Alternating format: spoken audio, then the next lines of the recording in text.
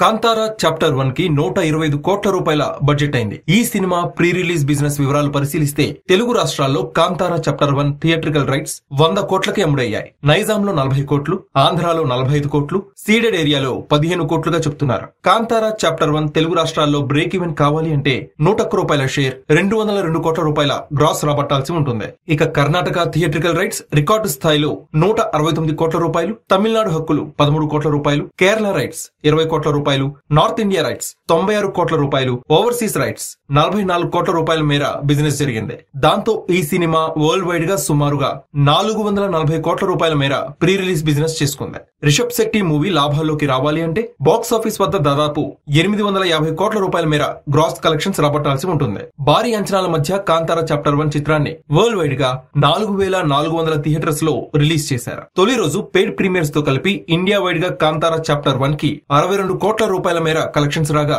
రెండో రోజు 46 కోట్ల రూపాయల వసూలు సాధించినట్టు శాక్నెక్ తెలిపింది. దాంతో కేవలం 2 రోజుల్లోనే రిషబ్ శెట్టి మూవీ 100 కోట్ల క్లబ్ లో చేరి ఇండియాలో మొత్తంగా 108 కోట్ల రూపాయల నెట్, 120 కోట్ల రూపాయల గ్రాస్ సాధించింది. ఇక ఓవర్సీస్ లో 2 రోజులు ముగిసేసరికి 13 కోట్ల 50 లక్షల రూపాయల కలెక్షన్స్ సాధించింది.